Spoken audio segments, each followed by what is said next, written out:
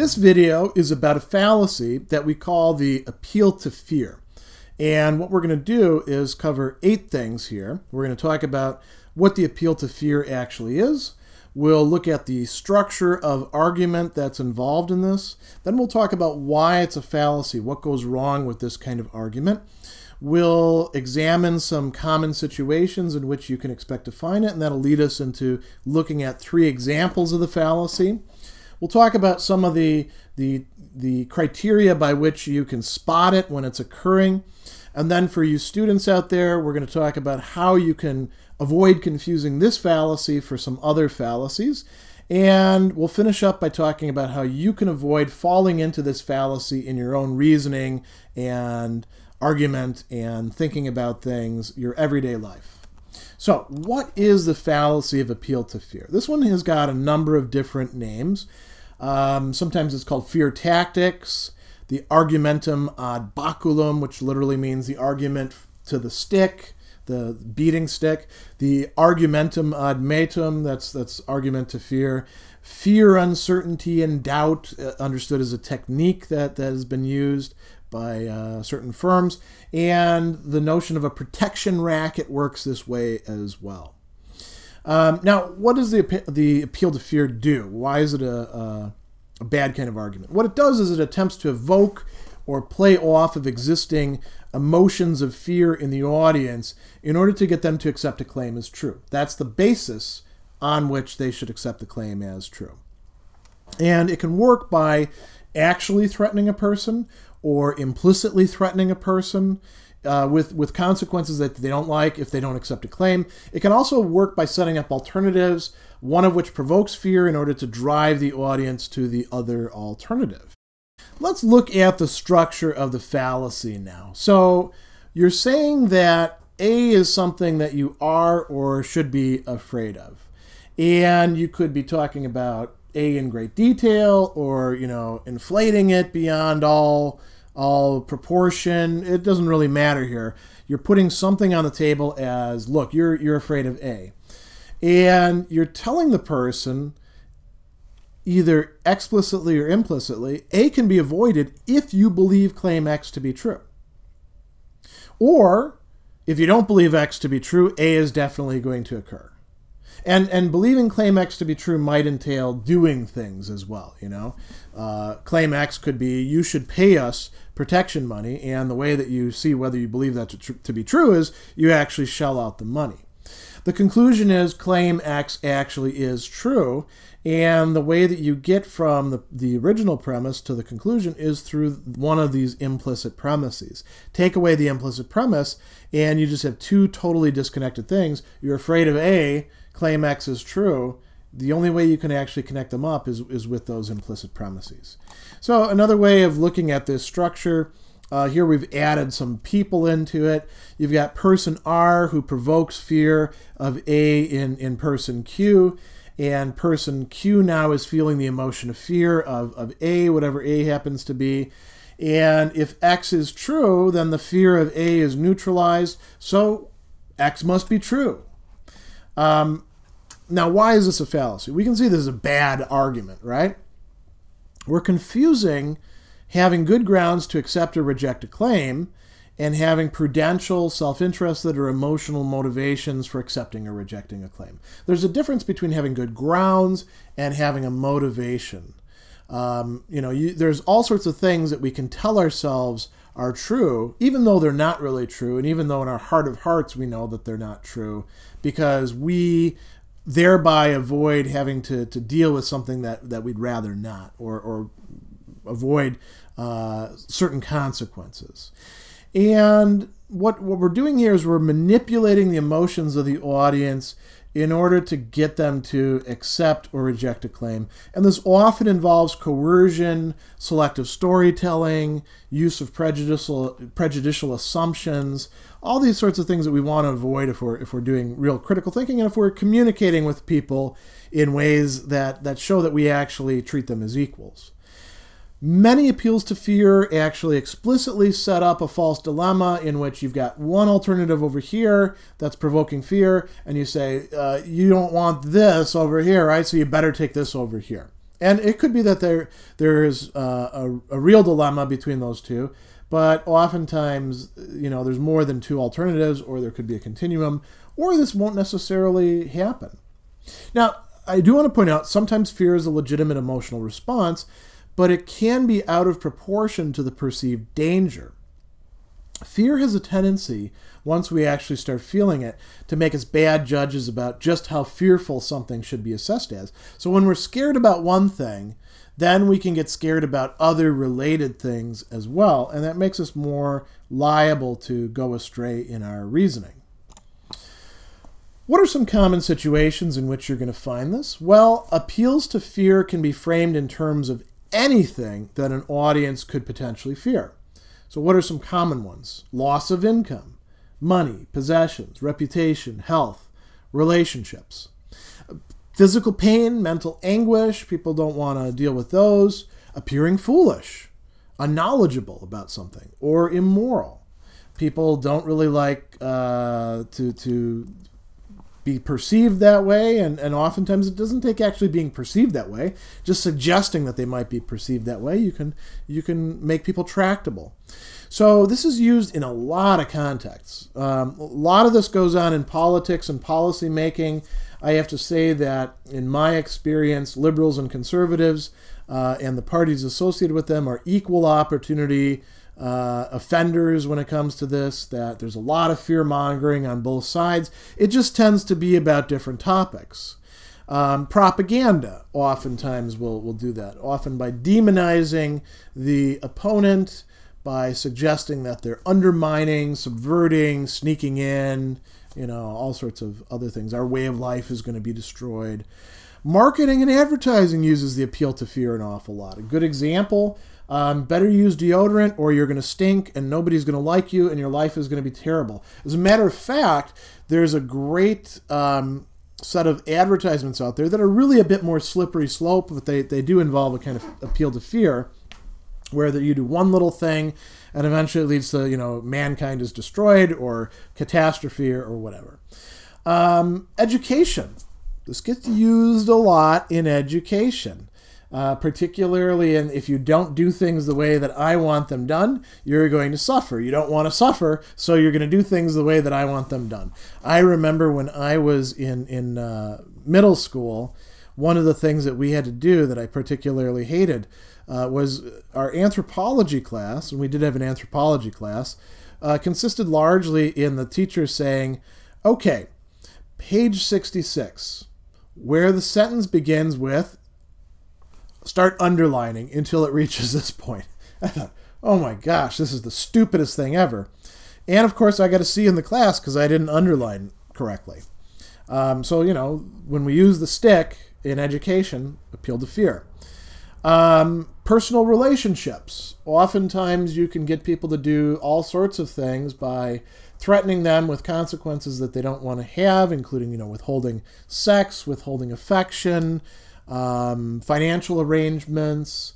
People can be quite manipulative with this sort of technique.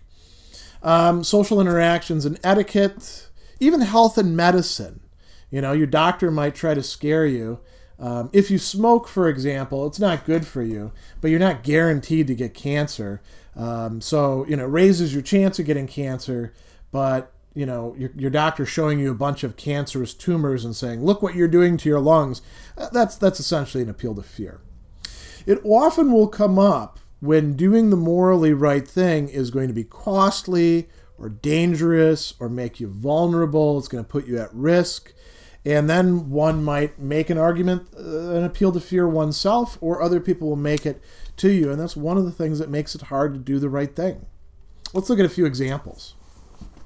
So this is a line that we tell a lot of young people, and it's becoming less and less true that you really ought to go to college. You probably actually, if you wanted to hedge your bets economically, go to trade school, because that's where the best chance of getting a job actually lie. But we tell people this sort of thing. the economy is already tough enough, especially for younger people. There's going to be a lot of competition in the workplace. The only shot you've got for a better life, or to even have a job, is to get a good education. So you'd better go to college. And that you'd better go to college, that's a claim, right? And presumably you could make some good reasoning for that. You could provide some grounds that people could find acceptable without just trying to scare them into the fact that into the idea that, not the fact, that they're going to be, living with their parents until they're 50 and never get, a successful relationship, that they'll always be looked down upon by society. You don't need to do that to convince somebody to go to college. If going to college is a good idea, you can make a good argument for that on other grounds. Here's another one, very recent. The torture report that the Senate released about what the CIA had been involved in all these years with enemy combatants. Can you believe that the Senate released the report on the CIA torture of enemy combatants? Just think about what Al-Qaeda and ISIS are going to do with that. We just handed them recruiting materials. This is actually making us less safe here in America. So the conclusion is the Senate should not have released the report on torture because that makes us scared. No, the Senate should have released the report on torture. There's good reasons for saying that in a democratic society, if we're going to remain a democratic society, we need some transparency. If we're going to claim that we have any moral superiority to our opponents, we actually need to behave in a morally superior manner. And when we don't, we should cast the disinfectant of sunlight upon it. But there's a lot of this sort of appeal going on right now. Another one, you see these every once in a while. I get one of these probably once a month. Have you ever gotten an email that says, your mailbox is almost full, and it tells you something about the size, and it says, your email account is going to expire today, and we're going to, deactivate it. You won't be able to get any of your files. You won't be able to get any of your old emails. Click here to validate your current password or whatever it's going to be, right? In this case, it's to increase your mailbox account quota size. What happens if you click on the password? And the belief is you should click on this link, and it's a bad belief because if you do, now you got a virus. Now you got malware, and you just you ironically put yourself into the lap of what you should be afraid of. There's an interesting twist on this. I just thought about that. The malware that actually disguises itself as malware detectors and gets you to download real malware onto your computer.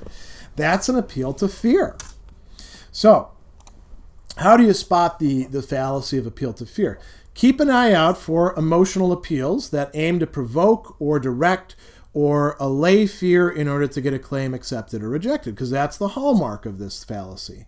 Another thing to do is, if there are legitimate causes for concern or even fear, pay attention and see whether the dangers, consequences, or level of probability are being inflated, because we could have a fallacy of appeal to fear when we don't really have something to be afraid of and somebody's trying to make us afraid. But quite often we do have something to be afraid of, and somebody's saying, look, it's definitely going to happen if you don't do this, or it's going to be so much worse if you don't believe this or don't do this.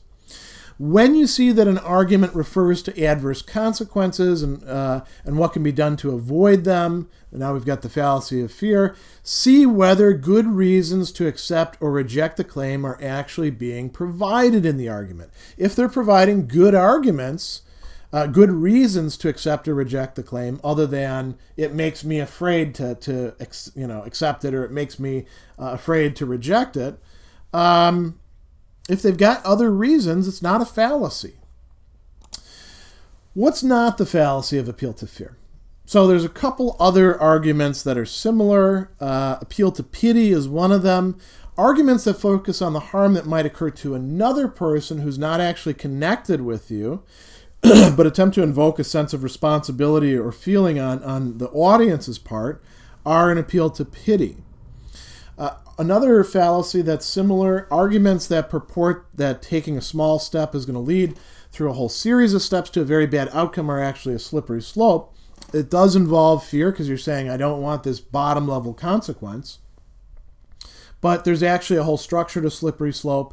So it's something more determinate than this larger category of just appeal to fear. We want to be able to distinguish them.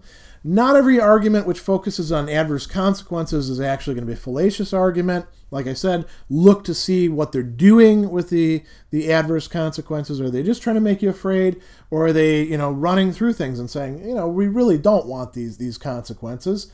We do need to be concerned about public health. So let's think through what has to happen in a rational way. Another thing to keep in mind, if the person who's talking is projecting fear or the audience is feeling fear, that doesn't automatically make it the fallacy of appeal to fear. Just feeling an emotion doesn't mean that the emotion is being used in an argument. How do you avoid making this fallacy of appeal to fear yourself? Well, pay attention to your own reasoning and your argument to see whether you're appealing to bad consequences and outcomes, and your own feelings about them, projecting them onto other people, is a criterion for the truth or falsity of claims. If you're doing that, then you're making the fallacy, and you want to knock it off, right? If you're doing that, see whether the claim that you're making can be supported by something other than appeals to emotion. You also want to start developing habits of identifying and rationally dealing with feelings of fear and anxiety, because they can be quite crippling, both for decision making and for critical thinking, which are closely connected with each other. And these are feelings that we have felt for a long time. We come to the table already having developed some habits, so we want to start developing more habits. This is what we call emotional intelligence. Also, make sure that you have full and reliable information about what seems dangerous or frightening, and try to maintain a sense of proportion, particularly when you're talking to other people about it, especially if those other people are timid by nature or prone to jump to conclusions. That way you can avoid inadvertently making an appeal to fear. Last thing I need to say, this video is part of a series discussing common fallacies in reasoning and argument, and it belongs to a channel devoted specifically to topics in critical thinking, logic, argumentation, reasoning. So if you like this video, if you find it useful, if you think that other people would benefit from it, share it with other people, and check out the other videos and the series that we've got either already developed in this channel or coming soon.